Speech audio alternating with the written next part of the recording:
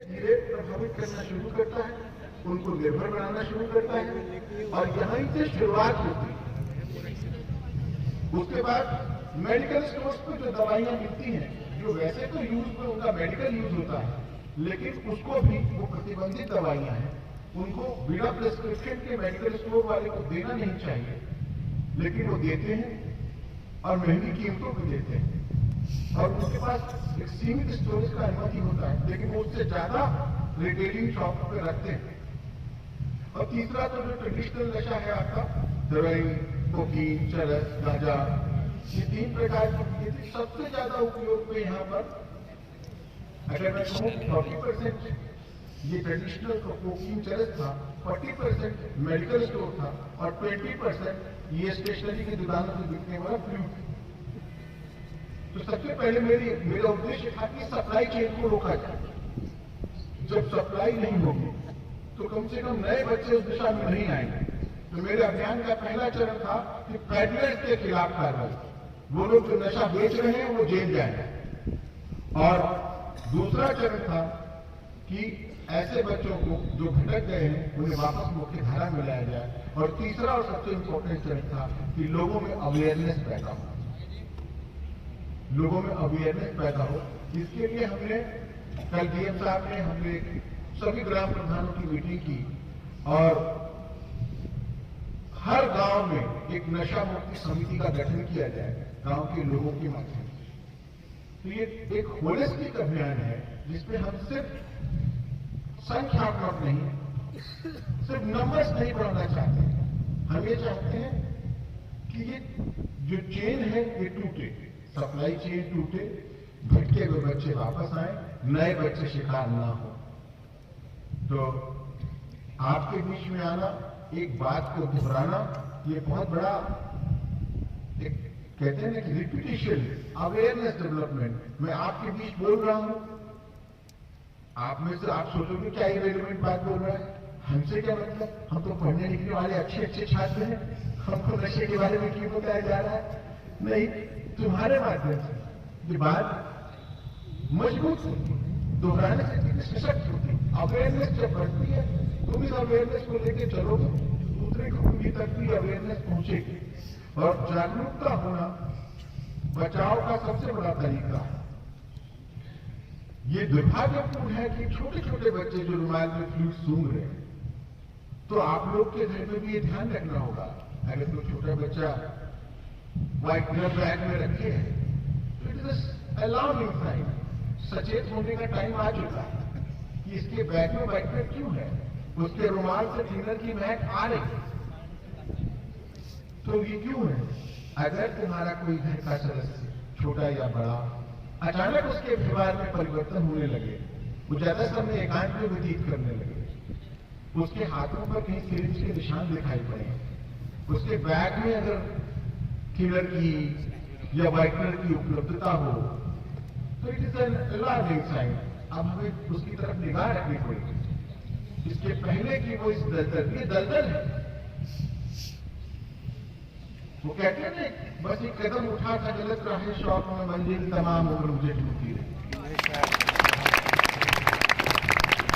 हमने गलत से थोड़ा सा शौक, थोड़े से सेंसेशन, थोड़े से क्षणिक सुख के लिए किसी गलत संग में एक प्रयोग किया, एक एक्सपेरिमेंट किया, सेंसेशन तो हो गई, एक भिन्न प्रकार का अनुभव तो हो गई, और फिर उसके बाद वो अनुभव जैसे मछली को पकाने के चारा को 1 दिन 2 दिन 4 दिन 5 दिन के बाद फिर आप नशा नहीं करते, नशा आपको पीता, फिर आप उस पर निर्भर हो जाता, फिर आप उस पर डिपेंडेंट हो जाता।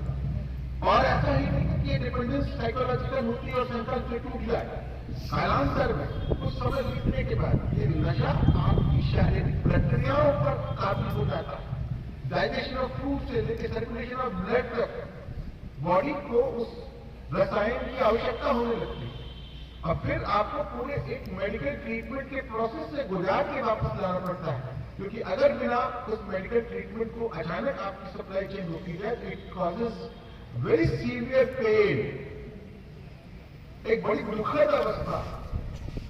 कभी आप लोगों ने सिनेमा में देखा होगा, हमने तो, क्योंकि मेरी नौकरी ही ऐसी है, मैंने ऐसे लोगों को बहुत देखा है।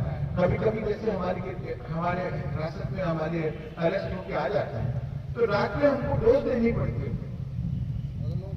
उनके अंदर क्रैम्प और चिल्लाने की तरीके वो दिक्कत होती है।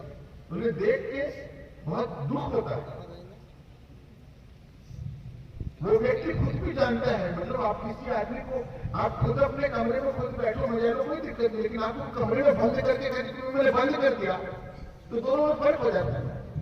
आप स्वेच्छा से गए और आपने कमरा बंद किया और आप सो कोई बात नहीं, लेकिन कोई आपसे कहे कि अब मैंने बाहर ताला लगा दिया तो जाते तो आप स्वेच्छा से हो, लेकिन बाद में वो ताला मार देता है, फिर आप निकल नहीं पाते। It is one way. जाना आपके बस में है, लेकिन 2-3-4 महीने गुजर जाने के बाद जब आपकी शारीरिक प्रक्रियाएं इस पर निर्भर हो जाएंगी, जब आपके जीवन जीने की सामान्य प्रक्रियाएं की भोजन के पचने की प्रक्रिया से लेकर रक्त के संचरण से लेकर आपका रेस्पिरेटरी सिस्टम तक इस केमिकल पर डिपेंडेंट हो जाएगा, तो आप कैद हो गए और आप चीखोगे चिल्लाओगे लेकिन निकलना चाहोगे, लेकिन आवाज नहीं कोई सुन पाता। और सोसाइटी भी हमें ऐसे लोगों के प्रति संवेदनशील भी होना। एक दिन भटक गया वो, एक गलती की वो, तो हमें हाथ बढ़ा के कोशिश करनी है उसे वापस ले आने है। नारायण परिंदे घर आ जाए, सुबह का भूला अगर शाम घर लौट आए तो उसे भूला नहीं कहते, but whole of the society has to feel that responsibility. हम सबको उस जिम्मेदारी को समझना है। और नया सवेरा अभियान सिर्फ पुलिसिंग का अभियान नहीं है। पुलिसिंग का अभियान होता तो हम तो जेल भेज के नंबर से इकट्ठा करते रहते कि हमने इतने लोगों को जेल भेज दिया, इतनी बरामदगी कर दी। और ड्रग एडिक्ट के पास भी जेब में अगर 5 मिलीग्राम भी कोई साइकोट्रॉपिक सब्सटेंस है, कोई नार्कोटिक सब्सटेंस है, तो he is committing a crime. But वो मेरा काम नहीं है। वो आदमी तो बेच रहा है, आर्थिक लाभ के लिए समाज को इस दलदल में धकेल रहा है, उसके विरुद्ध तो कठोर से कठोर कार्रवाई की जाए। लेकिन वो जो भटक गया है, इसमें अभी संभावना बची है, उसे वापस भी तो लाना है। अगर तुम अंतरराष्ट्रीय पटल पर देखो तो टेरर फंडिंग का बहुत बड़ा जो काम है वो ड्रग के व्यापार से हो रहा। अफगानिस्तान में कॉफी की खेती पूरे आतंकवाद को सींच रही। कोलंबिया की सरकारें पलट देते, इतने मजबूत हो चुके हैं ये माफिया। ये मानवता को गुलाम बनाने की कुछ माफियाओं की साजिश धीरे धीरे बहुत क्रीपिंग। बिजनौर जैसा जिला, एक मिट्टी से जुड़ा ग्रामीण जिला जहां का मुख्य व्यवसाय खेती है, वहां पर इसकी दस्तक होना, मैं कहता कि महानगरीय जीवन में बॉम्बे में, नोएडा में, लेकिन बिजनौर मिट्टी की सौंधी महक लिए एक बड़ा निर्दोष मासूम सा जिला है, जहां हवा में गन्ने की मिठास, पहाड़ों की महक, वहां पर जो आंकड़े हैं, आंकड़े नहीं, being in the department I know, जितनी तेजी से ये रोग फैल रहा है, डराता है। तो इसे मैं अभियान नहीं, एक सामाजिक आंदोलन मानता हूं जिसमें हम सबको अपनी भूमिका निभानी है। और मुझे इस बात की खुशी है कि मुझे बहुत बड़ी संख्या में आपका समर्थन मिला, लोगों का समर्थन मिला, हमारी और जनता के बीच दूरियां घटी। और आज प्रयोग करके देखना, किसी मेडिकल स्टोर से कोई नींद की गोली मांगना, बिना प्रिस्क्रिप्शन के देगा नहीं। जैसे 1.5-2 महीने में ऐसा हुआ कि लोगों ने मुझसे कहा, साहब मैं उस मेडिकल स्टोर से 20 साल से अपनी नींद की गोली लेता था, कल मैं क्या बोला था, पहले डॉक्टर का प्रिस्क्रिप्शन लो तब दूंगा और रजिस्टर में लिखूंगा कि कितनी गोली ले गए। तो ये सिर्फ इस नया सवेरा अभियान में जो हमने संकल्प किया और जो आपने सहयोग दिया, हमने मेडिकल स्टोर्स के संचालकों की बैठक की, 99.9% लोगों ने कहा कि हम सब बिना प्रिस्क्रिप्शन के और खासतौर से युवाओं को नहीं देंगे, लेकिन कुछ नहीं माने तो उनके खिलाफ हमने कार्रवाई की। और आज मैं मनोवैज्ञानिक रूप से वो दबाव बनाने में सफल हूं कि कोई मेडिकल स्टोर वाला नहीं दे रहा है, और दे तो बताना मुझको। ये मूवमेंट है जिसमें कि हमने सप्लाई चेन को जो मेरा pure policing work, pure policing कि नहीं ये नहीं बिकने देना है, हम बिकने वाले पर तो अंकुश लगाए। अगर किसी के गली कूचे में बिकता हो, इसमें नंबर है 8650601010, drop a message, I will do. कि हमारे पड़ोस में कुछ लोग कुछ संदिग्ध चीजें बेच रहे हैं, गोपनीयता रखी जाएगी। और हाँ, अगर तुम्हारे आसपास कोई हो क्या रहा ना कि हम लोग अचानक नशे के जो करने लगता है उससे हम दूर भागने लगते हैं, परिवार भी दूर भागता है।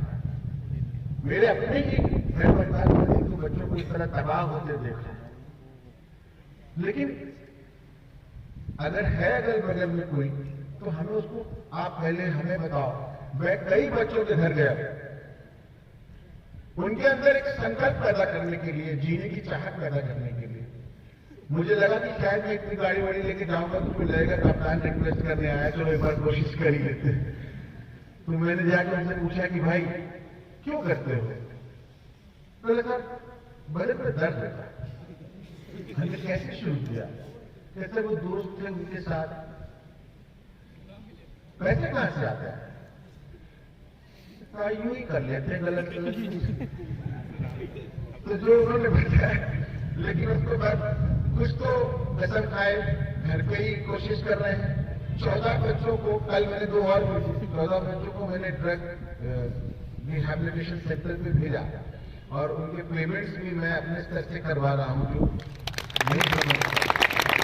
तो उनके पास जाना होगा, उनसे बात करनी होगी। तो अभी मैं इसलिए खुद चला जाता हूं, जो मेरे थानाधीश लोग चिन्हित कर रहे हैं कि साहब इधर 5 बच्चे हैं, तो उनके अब एक यहां गया, छोटा सा है, पतली सी गली, वो ब्रश बना रहे, यहाँ पे यहां काम कर प्रिंटिंग ब्रश बनाने वाले, अच्छा काम कर रहे थे। और वो तो काम भी कर रहे थे। उनकी माँ, विधवा माँ, उनको बोलने में लगा कि बोली साहब ऐसा करा दो, बच्चों का जीवन समझ जाएगा। तो पहले क्या था, लोग मुझसे डरते थे। लोग सोचते थे कि अगर पुलिस को पता चल गया मेरा बच्चा ड्रग एडिक्ट है तो पुलिस उसे बंद करेगी। तो नया से मेरा अभियान में मैं ये विश्वास अर्जित करने में धीरे धीरे सफल हो रहा हूँ कि माँ बाप खुद ही मुझसे बता रहे हैं कि मेरा लड़का कर रहा है। तो साहब हम तो कोशिश कर रहे हैं, लेकिन वो मानता नहीं, आप थोड़ा आ जाते हैं। तो जिसमें धीरे धीरे वो विश्वास अर्जित करना और उस बच्चे को वापस लाना मिशन है हमारा। सिर्फ हंगामा खड़ा करना मेरा मकसद नहीं, मेरा मकसद है कि सूरत सिर्फ ये नहीं मैं प्रचार करूं, ढोल बजाऊं, अखबार में छप जाऊं, मेरे ऐसा कोई उद्देश्य नहीं है। मेरे 28 साल नौकरी हो चुकी है, बहुत बड़ा अभियान चलाया है और अब मैं अपने पैर एंड पे 28 में मैं रिटायर हो जाऊं। तो जाने से पहले मैं सोचता हूं कि अपने जीवन के सारे अनुभव से अगर कुछ भी अच्छा काम हो सके, एक रास्ता बन सके, एक विजन पैदा हो सके। तो ये पुलिसिंग का मैंने देखा कि वही 1 करोड़ की स्मैक बरामद करनी, but impact in the society कुछ नहीं। 1-2 कंसाइनमेंट आपने पकड़ भी लिए,